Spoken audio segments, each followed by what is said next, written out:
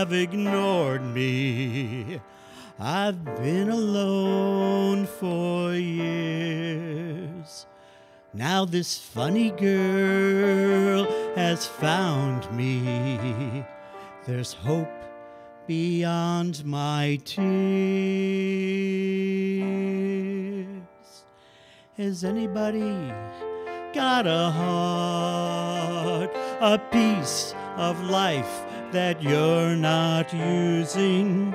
One that's right for me and loaded full of dreams. I wonder if you can help this metal man.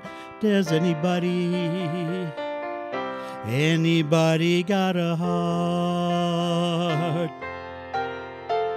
Has anybody got a dream, a wish for something that could happen, something deep within? I wonder how that feels. Will I ever find what lives so deep inside? Has anybody got a dream? On my own, all alone, I'm tired of feeling this way,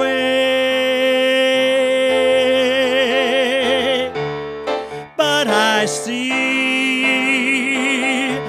what I can be, and I want it more than life itself.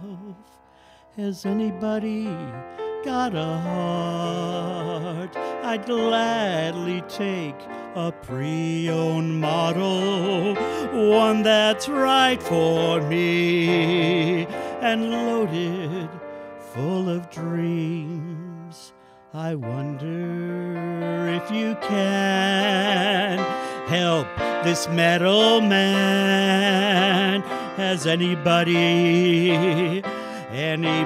got a heart? Has anybody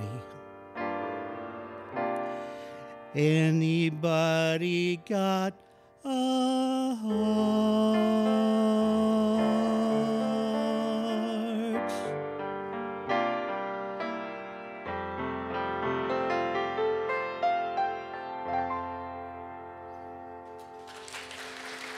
Thank you. Thank you.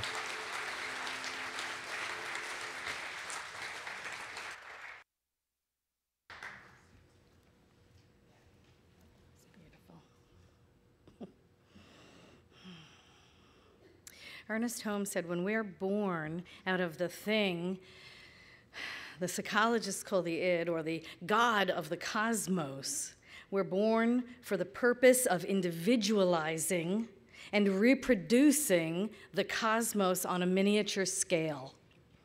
That's the purpose of existence, so far as anyone can figure out. Therefore, it is only as we live creatively that we live happily. There's nothing beyond that happiness. And for me, I think Paula was one of the most creative people I've ever met in my life. Oh, yeah, the red vine hat, right? All those contests. My gosh, I met Paula when my children were really little at the youth ministry at Pacific Church, which was headed by Paula at that time. And my kids grew up with her loving care on Sundays, participating in her plays and going on field trips with her and joining her in church sleepovers and learning valuable and wonderful life lessons from her. Paula made it to my children's graduations, and she remembered their birthdays. And she was the one and only person that this helicopter mom totally trusted with her children's safety. And, you know, and after those years, when the children grew up, we still remained friends. We would go out to lunch, we'd call each other, and then we were the ones going out on the field trips. She would call and spontaneously say, hey, what are you doing? Let's go to Salvation Mountain. I was like, I don't even know where that is. But we took a trip out to Nyland, okay? Nyland, California, anybody? Yeah. See, nobody knows where it is. Oh my gosh, it was so much fun. Or she'd call me or I'd call her, and then it was a trip to La Brea Tar Pits. I mean, it was spontaneous, it was always fun, it was always an adventure, and you never knew where she was gonna take you next. And you know, every time I was with her, I felt like that she was my best friend, you know? And I trust everyone who has spent time with Paula felt the same way. She made us feel that way. When we were in her presence, we were always her bestie. And so it is my honor now to introduce some of Paula's other besties. Please welcome to the platform Dr. Brian Bruns.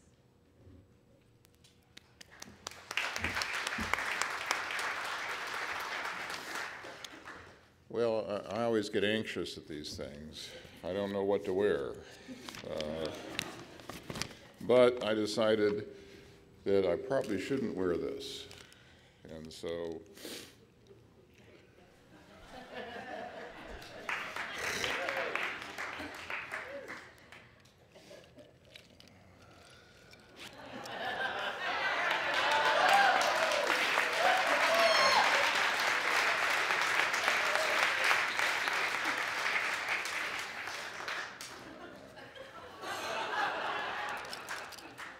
this is a Mao jacket that one of my friends embroidered a hippie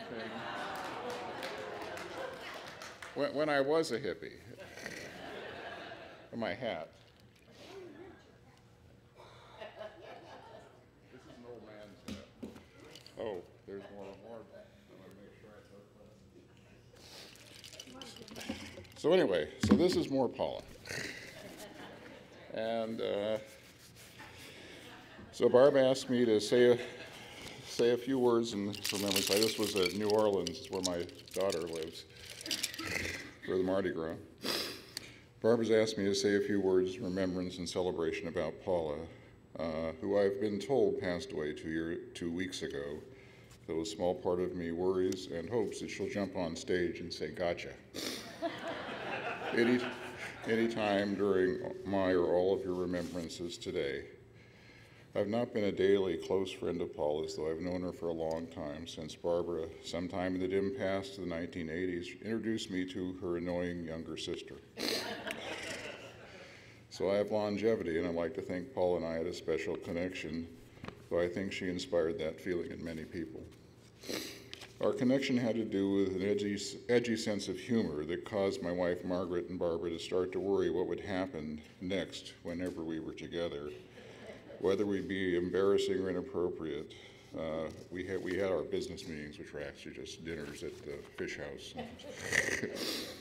and a reason to hang out twice a year for birthday and the Christmas business meeting. My business is Barbara, Paula, and my wife Margaret is my advisor. Inevitably, at some point, Paula and I would say something a little off. And then we would look at each other and start to roll towards the precipice of good manners. It's in a public place. Both Barbara and Margaret would try to ignore or project through nonverbal communications that we were strangers who had happened to sit at their table with them. I got to go to many of Paula's theatrical creations, and I've seen her write, direct, perform, lead, and collaborate to the wonder and joy of mayhem and whimsy, as she assembled some of our culture's most cherished stories: Peter Pan, The Wizard of Oz, King Lear, not really King Lear. I wish she had done it, though. It would have been a lot more interesting. And she didn't. So anyway, she took Margaret and I on a special tour of the Auto Museum, and we went to the San Diego Auto Show, and she'd inspired these musicians to use auto parts to make jazz music. It was great. It was wonderful. We talked about her pirate adventures, educating and terrifying small children on the Star I did see Paula more frequently over this last year as she battled cancer, the emperor of all maladies. She was brave, intrepid, and lived life to the fullest, as she always did. I would come to comfort her, and she often ended up comforting me. We told bad jokes. We talked about the scary minefield of treatments that she was trying to choose or not choose to do. I got to know her better and liked her even more. At the end, she got kind of loopy on the pain meds, but she could do loopy well. Sometimes it was hard to tell if she was really loopy or just being Paula. So I try to imagine now a new conversation with her. And I say, Paula,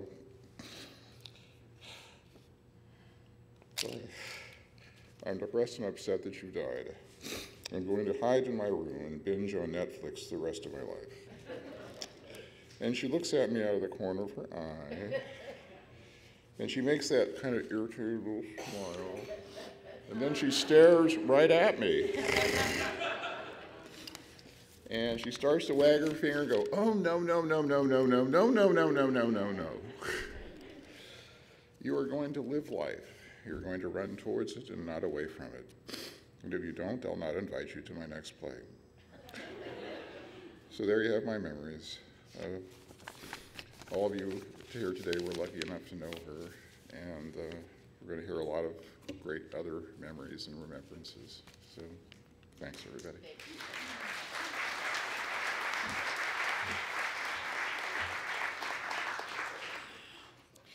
And please welcome another one of Paula's besties, the Reverend Dr. Kathy Hearn.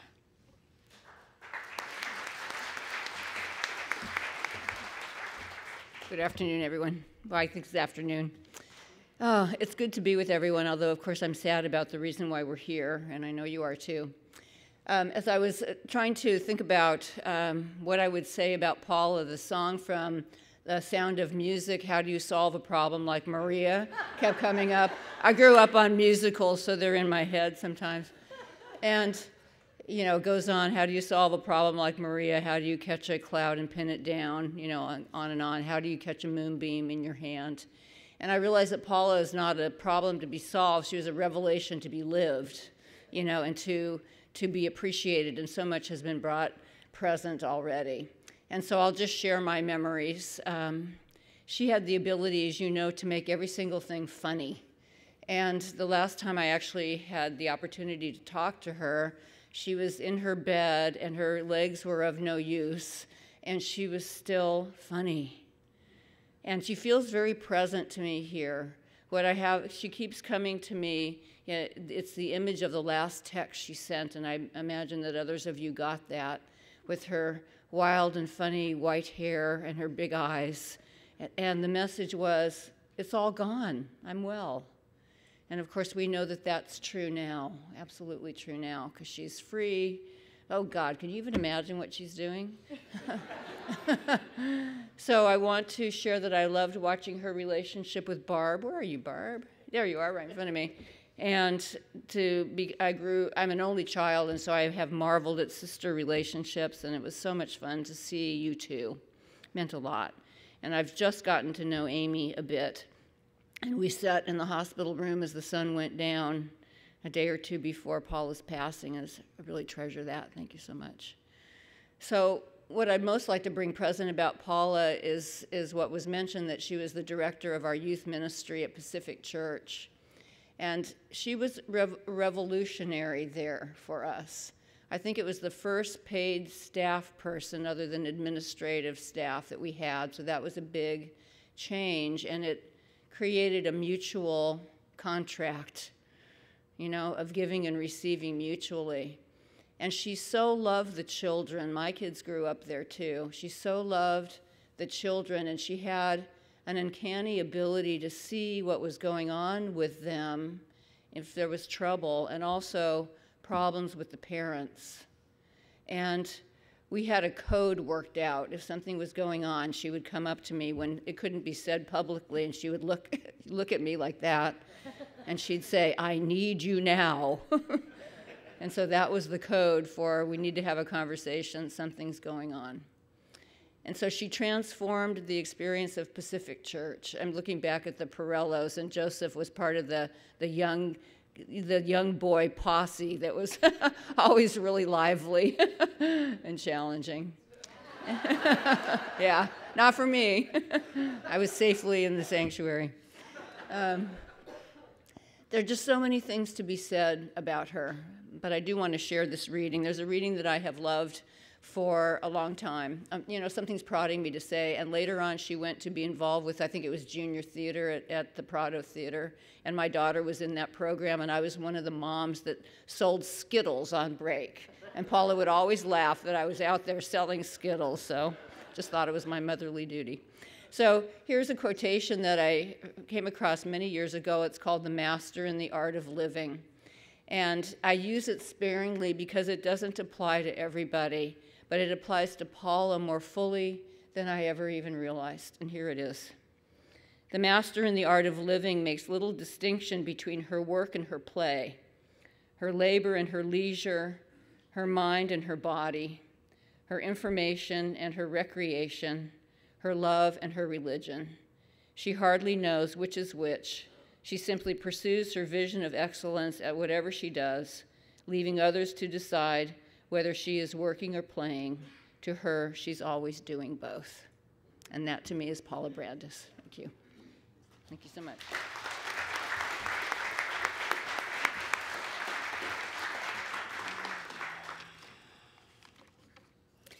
And please welcome the bestie of besties. Yeah, you hardly ever saw them apart, right? Please welcome Pam Vellador.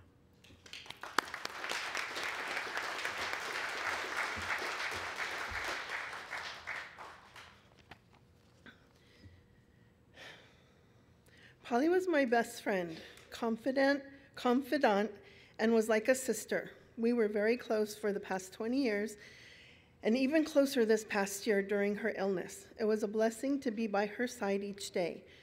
Nothing could replace this sacred time we shared. When I asked her if she has a best friend, her answer was always the same. All my friends are my best friend. Polly loved her family, especially her sister Barb, who was the person she will miss the most and the hardest person for her to leave behind. Polly would want to thank Barb for visiting every day, being a companion at the infusion center, emergency room visits, doctor appointments, and hospital stays. Even while healing from her own surgery, you made daily efforts to visit. She would want to thank you for the lovely dinner you hosted at her house this past Christmas. She spoke so fondly of it. She loved her nephew Paul and niece Amy. She helped raise both for part of their childhood. She would want to thank you both for coming to San Diego for weeks to help care for her during critical times. Those were special days for her, even under enduring circumstances. She also loved my daughter Jessica, who she helped raise for several years as well, and mentored her academically. I know Jessica loves her and appreciates her so much. They were special pals. She had no children of her own, however. She was a huge influence and made positive impact to many children of all ages. Polly was known for bringing people together, for all to make connections with each other, bond, and create lasting friendships. She did this using several arenas. Her online community, theater productions that she wrote herself and directed, church, work, events, and spiritual retreats. If you look around this room, she is even creating community at her own celebration of life. Anyone who knew Polly knew she was all about being silly, playful, and fun. Her favorite thing to do was geocaching, and even more so, she loved introducing others to this hobby. This brought her so much joy. One of her favorite things to do on a day off was to pack a picnic to take to Shelter Island, where we would watch sailboats, people watch, eat lunch. She always said that food tastes better when eaten outside. Then we'd sit a while and read by the water. Reading was her #1 passion. Most often, she could read a book in a day. Polly loved playing poker, and she was very good at it, especially the poker games she made up herself. Her most recent favorite game to play was Cards Against Humanity. Any occasion was perfect for a round. In being silly and playful, I'll never forget the time Polly, Jesse, and I went to a fast food drive-thru only to discover it was closed.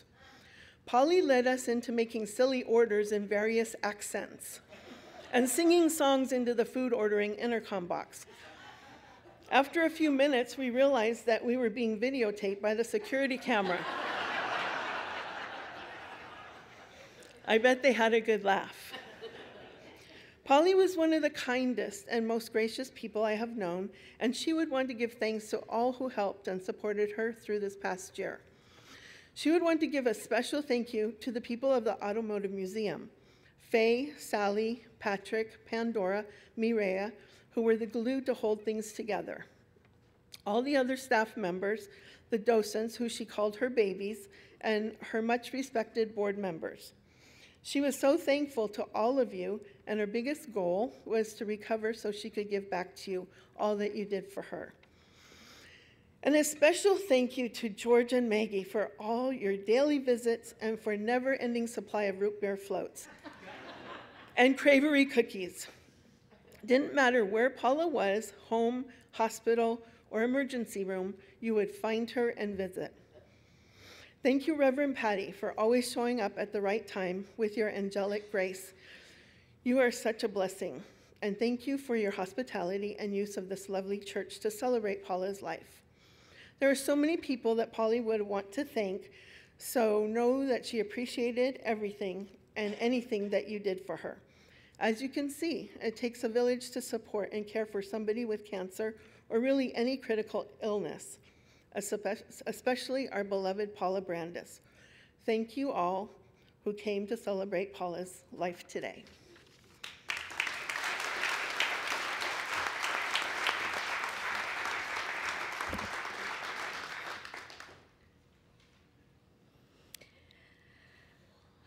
I want you to welcome Amy Hollis, Paula's beloved niece.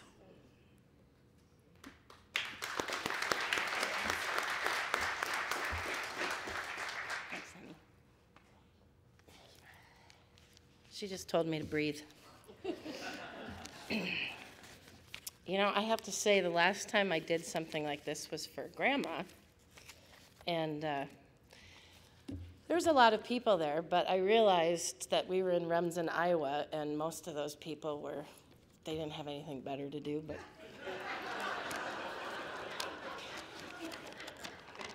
didn't know 80% of them. But it's pretty overwhelming seeing all of you, because I know she has touched each and every person here, and that's just the type of person she was. And I get to wear a do-rag to her celebration. The only other place I get to do that is at biker funerals, and I love wearing these, so I feel right at home, so it's good. I want to thank everybody. I wish I could go down the list and boom, boom, boom, thank everybody. There have been so many people throughout this last year that have helped, that have sent gifts, that have sent cards, that have called, that have texted, that had Facebook messaged, that popped by. Every day came with that root beer float. It's just amazing. Being in Canada was extremely hard. I wanted to be here, and I came down for one set of her treatments, and, you know, I said, I'll come down, I'll move down here. No, no, no, it's not that big of a deal. I'll get through this, it'll be fine. No, no, I'll come help you. So we had a deal, and she would eventually call, and she did, but I am so grateful for all of you that were able to do that. I wish what I could have done. Pam, it's just, words are never enough for the sacrifices you made, for your time, your energy. When you had a crappy day at work, you still went over and checked on Paula, made sure she was good, check on her in the morning, sometimes at lunch. And I have no words for that. Team Pooley, towards the end, great group of people. We had Robin and Christy and Donna and Judith and Patty, Jessica, Pam again, and Dane. And for those last few weeks, helped to make sure that she was never alone while she was in that hospital room. And I couldn't have done it without you. Dane, wherever you are my rock. I just met you. Where the heck are you? The second you walked in that room, there just was something, and again, no words. I love you, honey. So, growing up with Paula, every kid's dream. I was pretty lucky. I basically have two moms. I had Mom and I had Paula. And Paula used to joke around and tell people I was her kid, and I didn't care that she said that. I thought it was pretty cool. People used to think that we looked alike. I'm adopted. There's no chance. We don't even really know if she's a Brandis, to be honest. We think the milkman might have had something to do with it. We don't know. Growing up with her, though, was awesome because Paula was, in every sense of the word, a true kid at heart. She used to tell me, you can grow up, but don't. What am I going to say? Don't stop being a kid. And she was at heart. Going in her car was like an adventure because she had toys.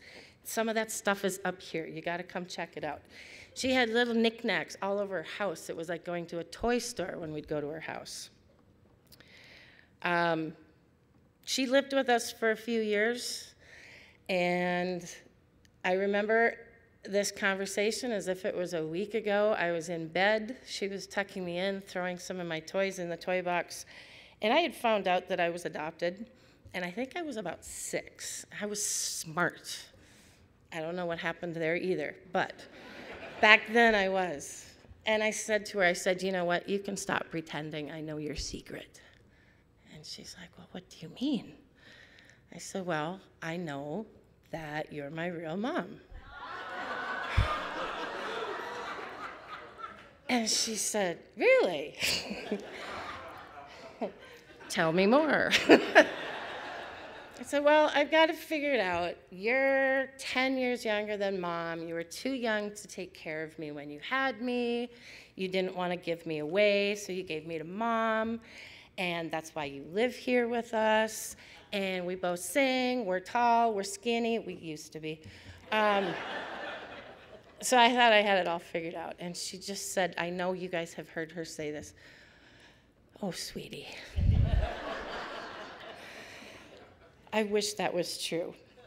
But she was my mom, she was my friend, she was my aunt, all lumped into one.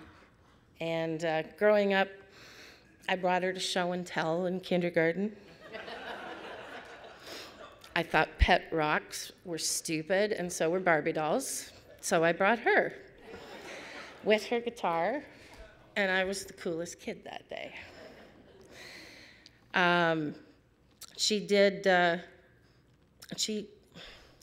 We had this thing on Christmas Eve. We did everything Christmas Eve, and Santa was really cool in our house because he came first before he went to your houses. You guys had to wait till Christmas morning. We got Christmas Eve, and we'd be in the living room, and we'd be finishing opening up the presents, and Santa was always spot on time. Just as that last present was being opened, there'd be this huge knock on the back kitchen door. Paul and I would run around the corner, run and slide through that kitchen, open up the door, and there'd be all these presents on the step. I was a smart kid. I think when I was about 6 or 7 again, I started noticing the last present was being given out. So I just sort of made my way kind of to the kitchen. I knew that knock was coming, and I was at that door as soon as that knock hit, and I flew out the door over the steps and went running to the backyard and saw something running, and I'm like, I knew it was you. Paula, you're Santa Claus. And she was good. She didn't want to bust that bubble. She said, no, I was chasing him, look.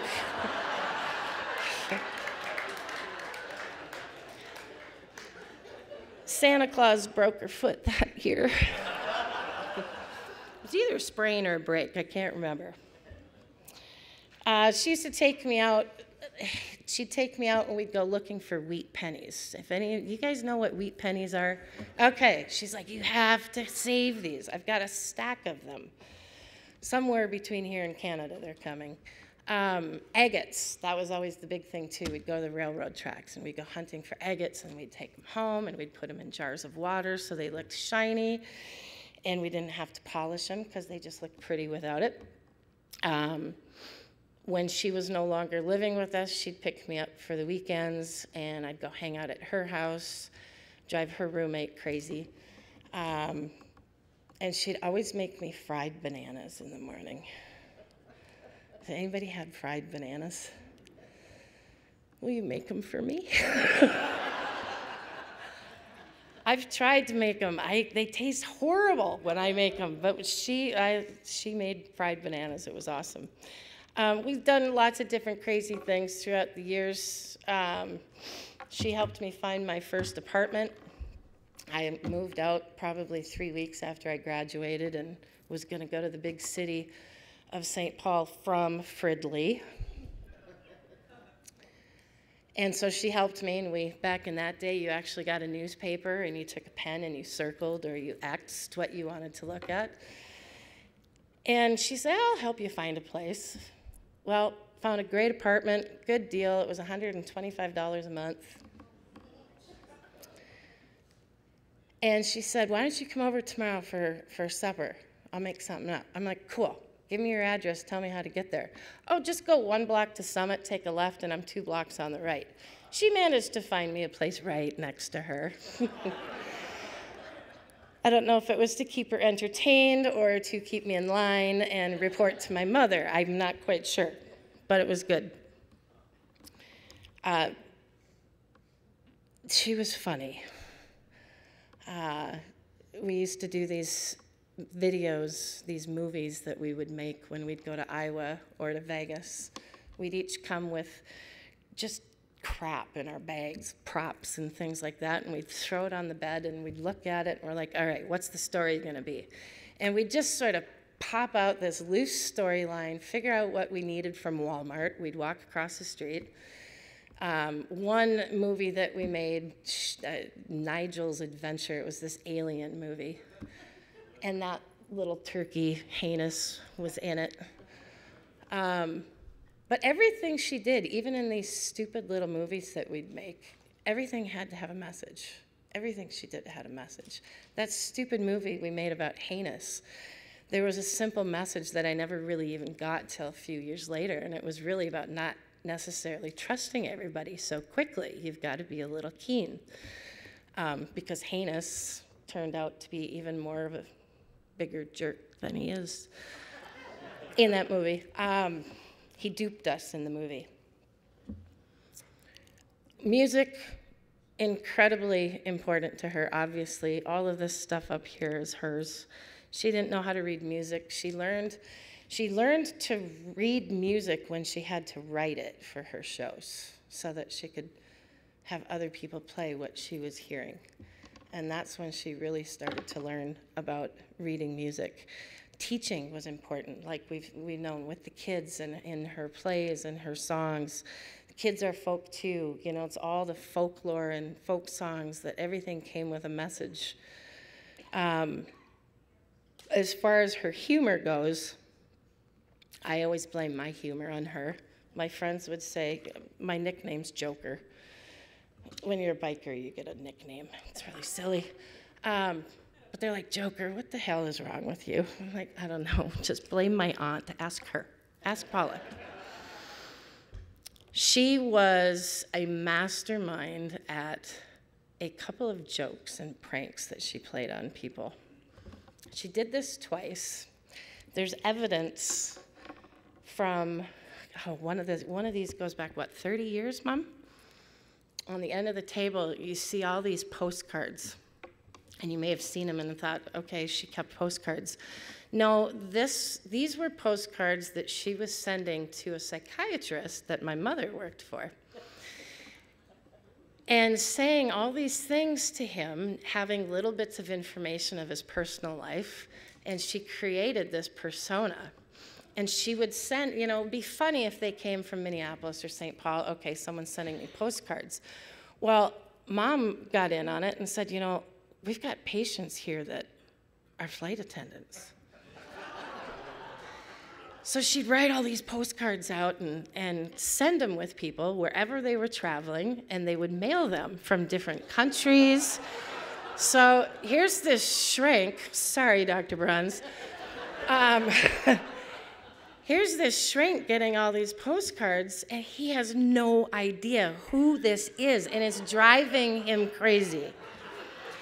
This went on and on, like we're talking for a few years. Finally, Dr. Phil decided to throw a party, and it was a I'm gonna find out who you are party. It was this whole thing. He had a judge, he had a jailer there, he had a black and white striped jumpsuit for when he found out who it was, they were going to jail. There's a summons that everybody got of all the people he thought might have something to do with this. Everybody had to come in costume, fill out this questionnaire and all these different things. And Paula showed up as Santa Claus, go figure, at that party. And finally it was revealed to him that it was her. And you have to just leaf through that stuff. Please be careful when you're up there. We don't want to have another accident, but please read through that stuff. Pick that stuff up and read through. The stuff she wrote on these postcards was amazing. She did it again a few years ago when she moved here to another. She likes doctors. She did it to another doctor over in Coronado, and she had a pen name then as Dell. And she would send this doctor postcards from Dell, and he's like, who is this chick?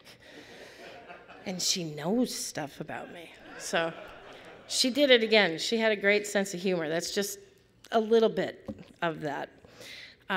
Huge support to me. She supported me all my life. I am pretty much, you could say I'm a vagabond. I would stay in one place for a year or two, and I'd take off and go and get bored and go somewhere else. I made some stupid decisions and things like that, but she always supported me. She never said, this is wrong. She would ask, why are you doing that?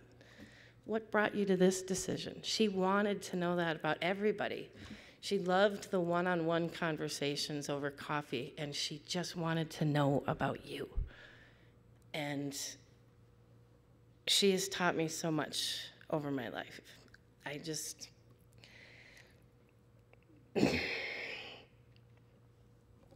One thing that I dealt with for a lot of years, and then it finally came to a head, was depression. And after some hospital stuff and crazy stuff, she said to me, she said, you know, sometimes we're not here for ourselves. We're here for other people. And she said, and I really think people that are struggling with mental illnesses and such, they're actually here for other people. It's not necessarily their journey, but to help other people know and understand things on a different level. And it really helped me be okay with that at that time. And it's resonated throughout my life in different things, just that one teaching. She actually really didn't like crowds or big parties. She liked her quiet time, but she went to the parties, she went to the graduations. She did whatever she could to make sure you knew that you were special. Jack, when you were singing that song, it just dawned on me. Paula, in a lot of ways, was like Oz. You know, the Wizard of Oz had no power, nothing special. He was the guy behind the curtain. But Oz helped you see the potential in you and what you already had and the strength that you already had in yourself and believed in you. That's what Paula was. I know she did it for me. She always would say, Amy, you're smart. I'm so proud of you. you know, you're this, you're that. It was amazing. And she really was like Oz. And it's funny, that just sort of came to me. Her life really was a message. A few things, you know, that I know from her is listen. Listen to people when you're talking to them. Get to know them. What are they saying? Listen to what they're saying. Don't be formulating what you're going to say in retort before they're even finished. She was amazing at that. She'd always pause to make sure you were done, and then she'd join in on the conversation. Learning. She loved to read. She always loved knowledge. She loved her magazines. I've got 600 of them at the house, at least. And teaching, you know, learn and pass that on. She was always passing on things that she learned, even the stupid, most trivial pieces of knowledge. She would make sure that she passed on to you. Be strong in your weakest moments. When you feel weak is actually when you're really strong. That one took me a long time to figure out.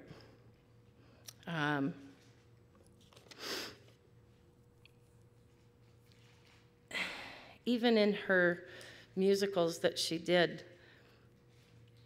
there was always a message. It wasn't just, okay, this is a musical we're going to do to entertain people. There had to be a deep underlying message. And she did that. Hollywood, she was a big movie buff.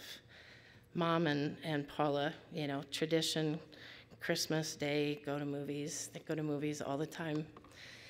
And I don't usually go to the theater too much, but there was one film I saw about 1.5 years ago that really struck me. Hollywood sometimes gets things right. And Hollywood sometimes has some pretty powerful messages. And I was reminded of this film when I was traveling back from Canada with Jessie, because I was telling her about it. And this was a movie that I actually went to twice, because I wanted to make sure I didn't miss anything the first time around. And I bawled and I cried in this movie. And it just hit me so deep. And it was about a couple who lost a child, couldn't make sense of that, all of this stuff. And somebody had said, look for the collateral beauty. And, you know, usually it's like collateral damage is what you think of. You know, the effect, the cause and effect, something bad happens and then this happens and blah, blah, blah. Focus on the collateral beauty. And it really rings true for me right now. This last diagnosis, when she lost the use of her legs and had it in her spine again, shook me to the core, blew all my belief system out the window. I just was like, this just doesn't make sense anymore. I don't want to hear about the prayers. I don't want to, it just wasn't making any sense. But I had to look at what I have believed and what I think I still do is we come into this life with a purpose and a set of things that we need to experience.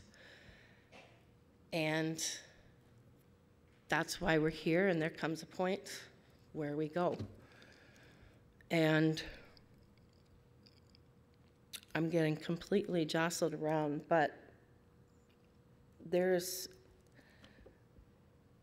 so much collateral beauty, if you will, that has come out of this last year.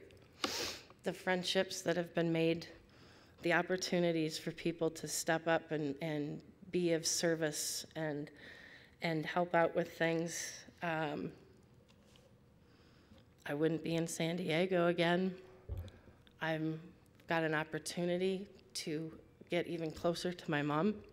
It's hard when you're in Canada.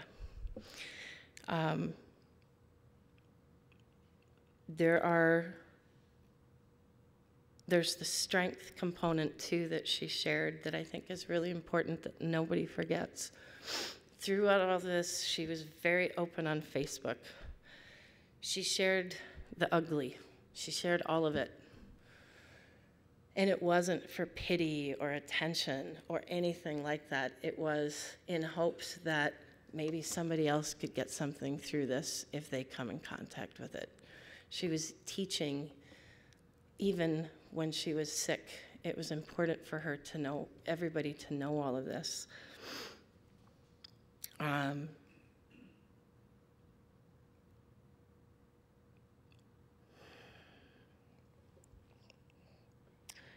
Another thing that it's given me is I've always wanted to be like Paula. She was my hero.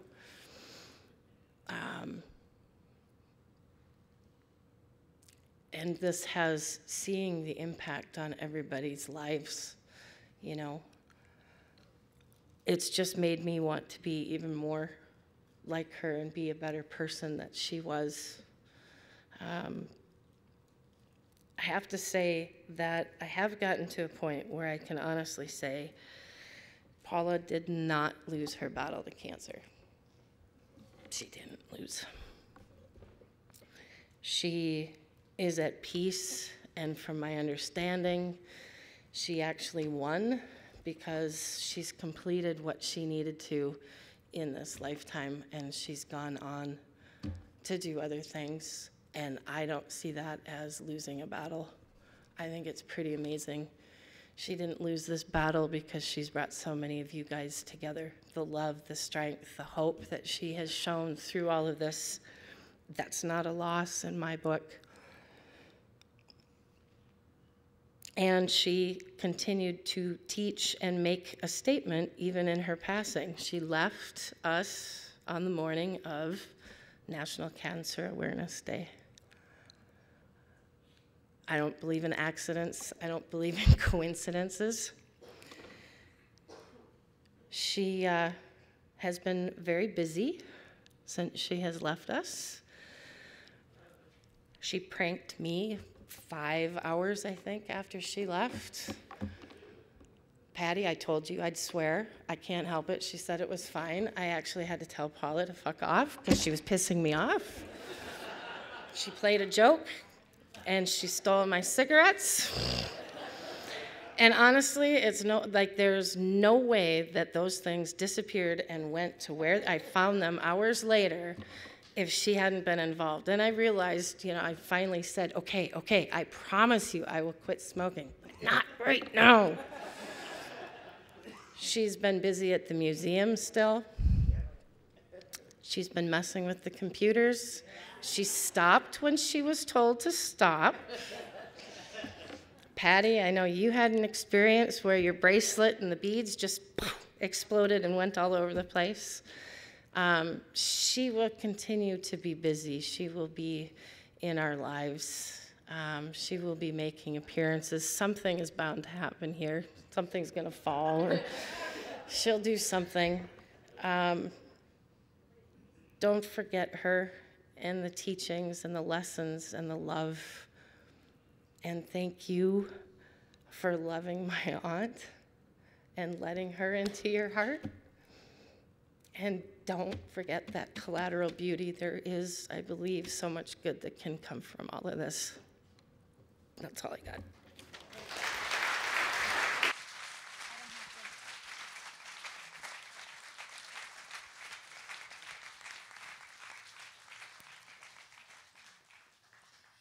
We wanted to briefly open this up to the floor. I know that there are some beautiful and lovely and wonderful memories, and if there is one you want to share briefly, this is the time for it. I have the mic.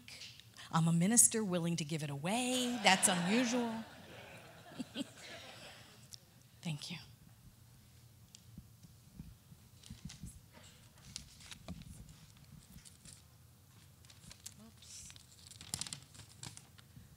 Briefly, a long time ago, I got an email from Paula Girl, and we had talked about some problems that were going on. And she sent me this, and I've used it. I've passed it on myself. And it's from A.A. Milne. It's, "What day is it?" "It's today," squeaked Piglet. "My favorite day," said Pooh.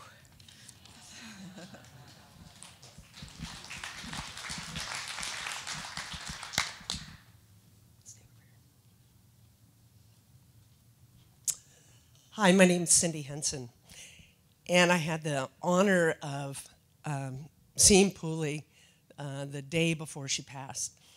And thank you all for inviting us to come share those final hours with her. And I knew she was non-responsive because you all said she would be. And so I don't know, I was there maybe a half an hour and doing an entire monologue because you know people can hear you. And I got this thought right at the last second, and I said, Pooley, send me a sign from the other side. I know you get, this will be so awesome. Whatever it is, it'll be cool. The next day was Super Bowl. She passed that night, and I heard about it at Universal Spirit Center that morning. And right after the football game, I was sitting on the couch looking at my Facebook. I was like, oh gosh, Facebook has this whole thing now where they're gonna have Friends Facebook Day. It's like Hallmark Jr. creating its own day so that they can create this little video for you. And so I'm flipping through and I'm like, whatever, and then mine popped up, and it was Pooley. Out of all the 1,000 pictures on my Facebook, it was her. And I'm like, right on, sister. You're okay. So she's just fine.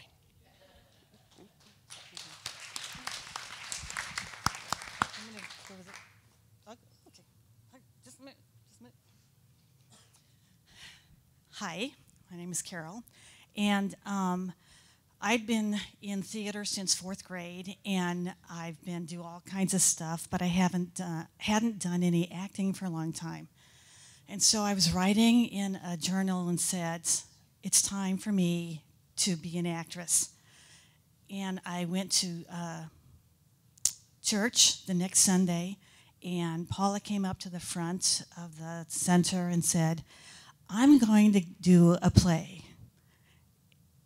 and all of you are going to be in it. And I just stood there because it's like, okay. But we had to go through to, what do you call it? Auditions, thank you very much. And so somebody was supposed to come and play for all of us, and they didn't show up. And so we just had to come up with something that we could sing, and I don't really think I sing. So the only thing I could remember is, I wish I was the Oscar Mayer plea, whatever that is. And so she pulled me away and said, I want you to have this really big part of this. I said, oh no, I just want to hold a spear or something like that. And she said, well, you're going to do it. And so I did, of course, and then I did the next one. And I just wanted to say there were so many people who had never done that before. She got them looking like trees, and you know, with the whole ship. And she made us all come together and love each other, and we think we were pretty good. And I'll never forget her for that.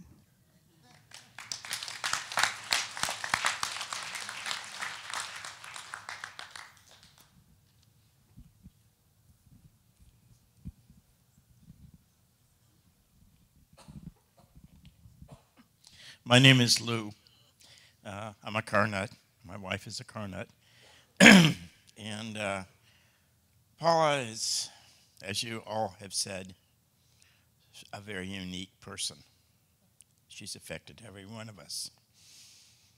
I used to kid with her because every year Joyce, my wife, and I would go to SEMA, which is a large car event in Las Vegas.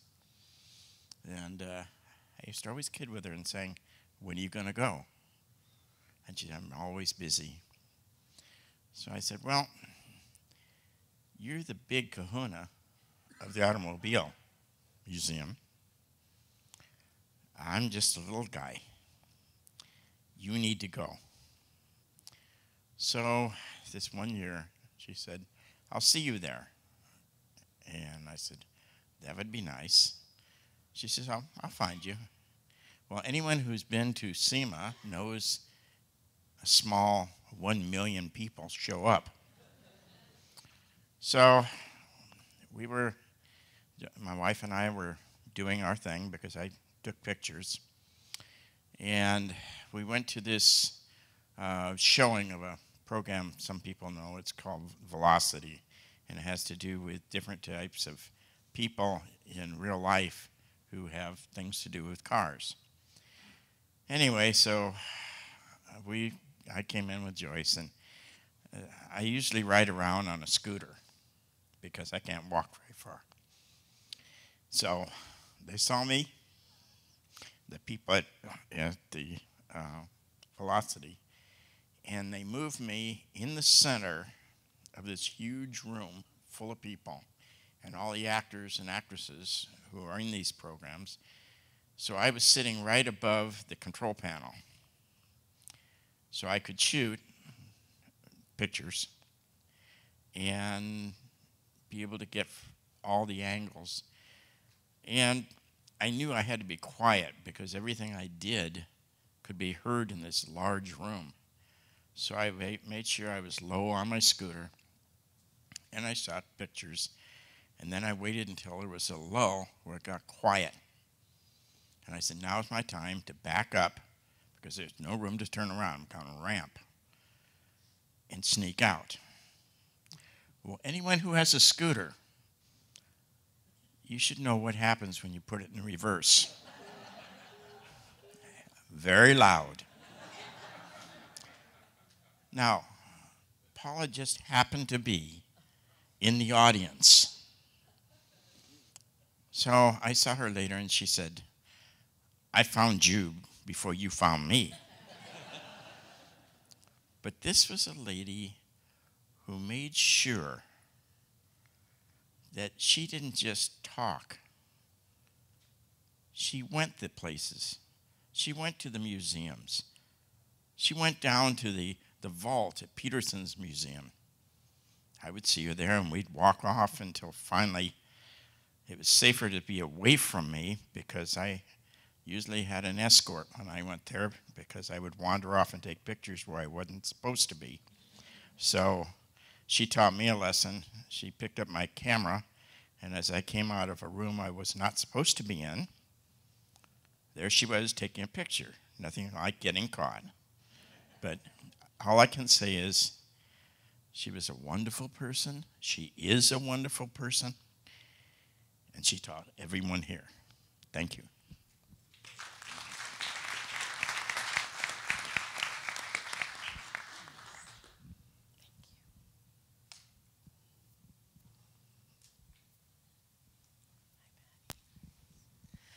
Good day, everybody.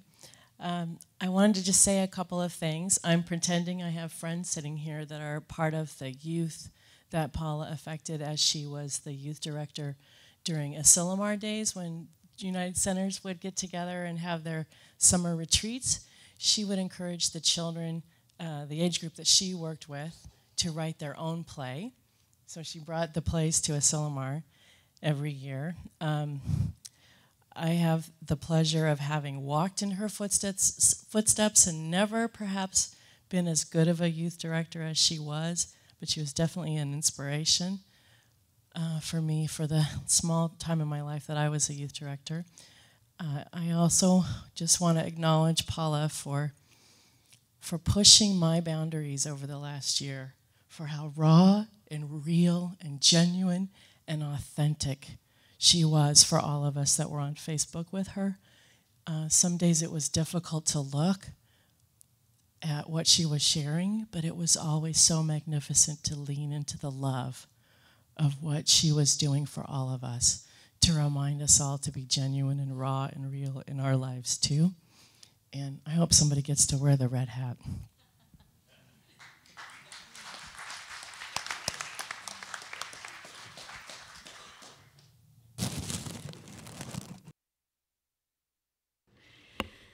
At this time, I want to bring up Jess Velidor. She's got a poem that was written by Leilani, a blogger friend of Paula's. Thank you.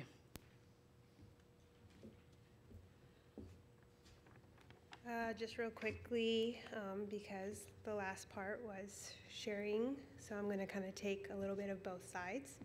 My name is Jessica Velador.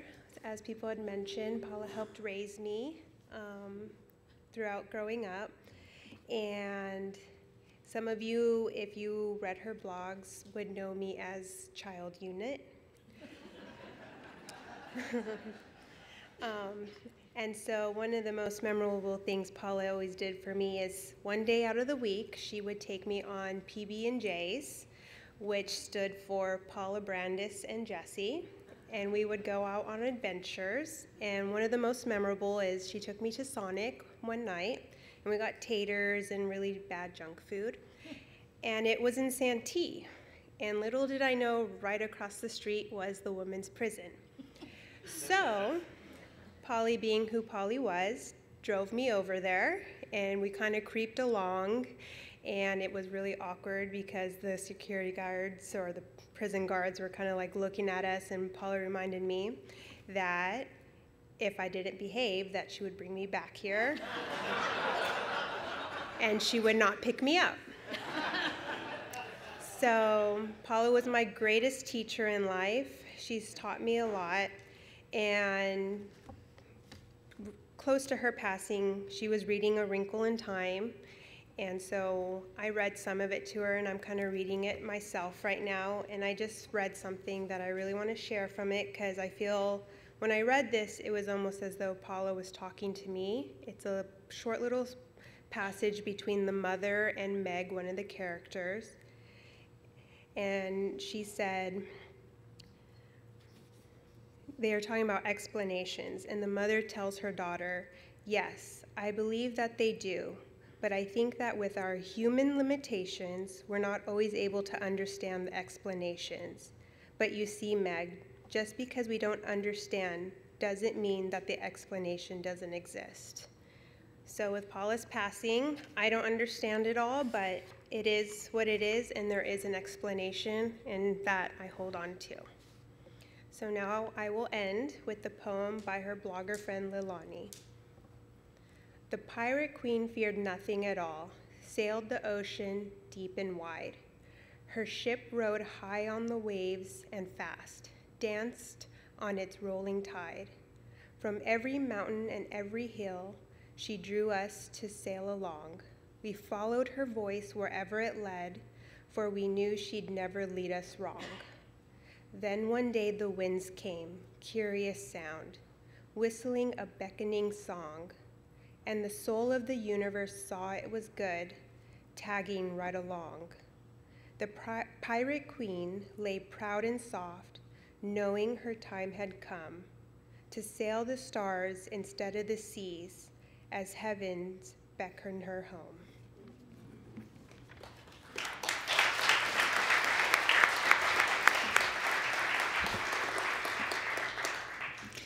I know that there are so many stories and wonderful memories that we have of this amazing woman.